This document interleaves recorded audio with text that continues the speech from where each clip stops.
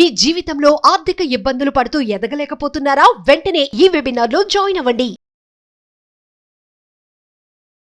నమస్తే, welcome back to our channel. నేను మీ సంజయ్. కర్మ, లా ఆఫ్ అట్రాక్షన్, ఏది ప్రభావితం ఎక్కువ ఉంటుంది? అసలు ఏది పవర్ఫుల్? అసలు కర్మను నమ్మాలా, లా ఆఫ్ అట్రాక్షన్ నమ్మాలా? ఇది ఒక చిన్న డౌట్ ఉంది. వీటి గురించి డీటెయిల్గా ఎక్స్ప్లెనేషన్ ఇవ్వడానికి మనం ముందున్నారు లా ఆఫ్ అట్రాక్షన్ కోచ్ మరియు international motivational speaker, celebrity coach Suresh గారు. ఆయనతో మాట్లాడి కొన్ని విషయాలు తెలుసుకుందాం. నమస్తే సార్. నమస్తే Sanjay. Sir, law of attraction అనేది ఎంత పవర్ఫుల్లో మనం తెలుసుకుంటూ ఉన్నాం రోజుకి. కానీ ఇంకా ఒక్క మాట వల్ల ఇదంతా కొలాప్స్ అవుతుంది. ఏ విధంగా అంటే కర్మ, అంటే కర్మఫలాలు. కర్మఫలం, కర్మ సిద్ధాంతం అంటారు. అసలు నిజమనేది తలరాత అనేది నిజంగా ఉందా అంటే అంటుంటారు కదా సార్, మనం ఎంత కష్టపడ్డా మన తలరాతలో లేనిది మనకు దక్కదని చెప్పేసి. మనం కోరుకుంటే సరిపోదు, మన తలరాతలో కూడా ఉండాలంటారు. ఇలాగా ఎవ్రీ పర్సన్ ఎవ్రీ లైఫ్లో ఖచ్చితంగా ఒక్కసారైనా ఈ వర్డ్ వినే ఉంటారు, ఈ వర్డ్ పడే ఉంటారు, ఖచ్చితంగా ఉపయోగిస్తుంటారు. అసలు మరి ఏమంటారు, కర్మఫలం నిజమేనా? అసలు కర్మఫలంలో నిజంగా మనకి ఇది రాసిపెట్టి లేకపోతే లా ఆఫ్ అట్రాక్షన్ ద్వారా, అఫర్మేషన్ ద్వారా అవి నెరవేరుతాయంటారా? చాలా మంది మనకి నుదుట రాతలు, నొసట గీతలు ముందే రాసేస్తారు, మన లైఫ్ దాని ప్రకారమే జరుగుద్ది అంటుంటారు. అండ్ అంతేకాకుండా సార్, చేతి రేఖలు కూడా జీవితం చెప్తా ఉంటారు.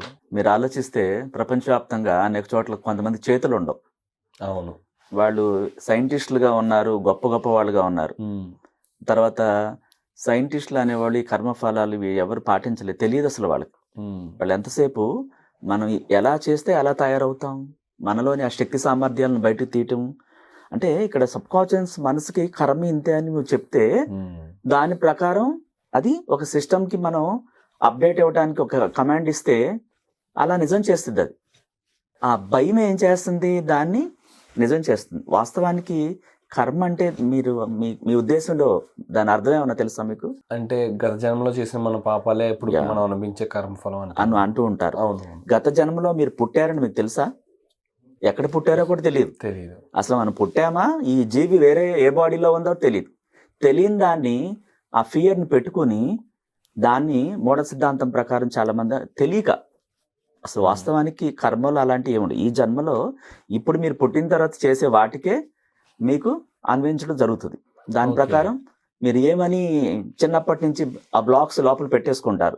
ఆ ఫ్రేమ్స్, నెగటివ్ ఫ్రేమ్స్, భయపడటాలు, ఈ డబ్బు మంచిది కాదని అనుకోవటాలు, ఇంతకు మించి మనం ఎదగలేము, భయము, మనకు ఆ తాహత లేదు, వాళ్ళంటే గొప్పవాళ్ళు, మా స్టేజ్ ఇది, మేము ఈ స్టేజ్లోనే సర్దుకుపోవాలి, ఎందుకంటే మనీ లేదు, తల్లిదండ్రులు కూడా ఆ స్టేజ్లో లేరు, మనల్ని ఎవరు పైకి తీస్తారు, ఇక మన జీవితం ఇంతే అని ఈ బిలీఫ్ సిస్టమ్స్ కొన్ని ఉంటాయి. వాటిని మైండ్కి నమ్మిస్తారు చిన్నప్పటి నుంచి. మనకి మైండ్కి, మన సబ్ కాన్షియస్ మనసుకి ఏది నమ్మిస్తే దాన్ని అలా తీసుకెళ్తుంది. చాలామంది ఈ బిలీఫ్ సిస్టమ్ని పట్టించుకోకుండా చాలా టాలెంట్ చూపిస్తుంటారు. సో ఇక్కడ ఏంటంటే అన్ని ఫ్రేమ్స్ లోపల ఉండిపోవటం ద్వారా, లేదు నువ్వు అప్పుడు నమ్మావు, ఇప్పుడు నీకు ఇది రాదు అనేసి ఆ సబ్ కాన్షియస్ మనసు ఆ విధంగానే చేస్తుంది. ఇక్కడ కర్మఫలాలు అలాంటివి ఏమి ఉండవు. అంటే మనం ఎదగలేక కొన్ని కారణాలు అనమాట. టాలెంట్ అనే దానికి అంతు లేదు. చాలా మంది మనం గత వీడియోలో చెప్పుకున్నాం, చెప్పులు కుట్టుకునే అతను అబ్రహాం లింకన్ అమెరికా అధ్యక్షుడు అయ్యాడు. అలాగే ఆర్నాల్డ్ హాలీవుడ్ యాక్టర్ అయ్యాడు. కర్మలు చూసారా? చూడలేదు. పేదరికంలో ఉన్న వాళ్ళు ధనవంతులయ్యారు. అక్కడ దాకా ఎందుకు? మన ఇండియాలో ధీరుభాయ్ అంబానీ మట్టమ్ముకున్నారు. ఆయన స్టార్టింగ్ ఆ తట్టతో నెత్తిపైన పెట్టుకుని 30 కిలోమీటర్ల పాటు నడిచి ఆ మట్టి అమ్ముకున్నారు. తర్వాత సైకిల్. తన క్రియేటివిటీ ద్వారా ఈరోజు ఆ స్థాయిలో ఉన్నారు ఆయన. అక్కడ కర్మలు చూసుకోలేదు, సిద్ధాంతాలు చూడలేదు. అంటే మనం ఏదో ఒక దాన్ని అది ఆ టయానికి అది చెప్పేస్తూ ఉంటాం. ఒక ఫెయిల్యూర్ వచ్చిందంటే ఆ డిప్రెషన్లో ఈ కర్మ ఇంతే అని న్యాచురల్గా వాడేస్తుంటారు. అక్కడ గీతలు, రాతలు అలాంటి దాని ద్వారా జరగటం కాదు, అదొక మూఢ సిద్ధాంతం. ఇక్కడ ఏంటంటే సబ్ కాన్షియస్ మనసుని మీరు ఆ లెవెల్లో ట్యూన్ చేస్తే, ప్రతిసారి మీరు నేను గొప్ప వ్యక్తిని మాట్లాడుతూ మీరు అద్భుతమైన టాలెంట్ని ప్రదర్శిస్తే, ఆ సబ్ కాన్షియస్ మనసు తెలియచేస్తే, మీరు ఏం అవ్వాలనుకుంటున్నారో ఆ ఊహాజనితమైనటువంటి ఆలోచనలు మీ మనసులో నాటితే, ఒక రైతు నేలలో ఎలాంటి విత్తనాలు నాటుతాడో అలాంటి పంటను పొందుతాడు. మన మనసులో ఇంతే, నాకు శక్తి లేదు, నేను శక్తిహీనుణ్ణి, మా పేరెంట్స్ ఈ స్థితిలో ఉన్నారు, మేము ఇంతకు మించి ఎదగలేము, మా రాతలు ఇంతే అని అనుకుని ఆ టాలెంట్ అంతా కిందకి వెళ్ళిపోతా ఉంటుంది. అంటే నువ్వేం చెప్తావో సబ్ కాన్షియస్ మనసు ఆ స్థాయికి తీసుకెళ్ళిపోతుంది. నేను చాలా విలువైన వ్యక్తిని అంటావా ఆ స్టేజ్కి తీసుకెళ్తుంది. లేదు నేను శక్తిహీనుడిని, నాకు ఆ టాలెంట్ లేదు, నేను ఇంతే అని అంటే దానికే అక్కడ కొలాప్స్ చేసేస్తుంది. ఇక్కడ సిద్ధాంతాలు కాదు ముఖ్యం, అంటే నీ మాటలు. నాకు డౌట్ వస్తుందంటే నీ మనసులో నాటే విత్తనాలు. ఈ కర్మఫలం అనేది రాంగ్ అంటారా ప్రాపర్ గా? అంటే మనం మాక్సిమం భగవద్గీతను నమ్ముతాం ఎంతో ఇదిగా. అవును, ఆ భగవద్గీతలో ఉన్నది కర్మ సిద్ధాంతం కూడా.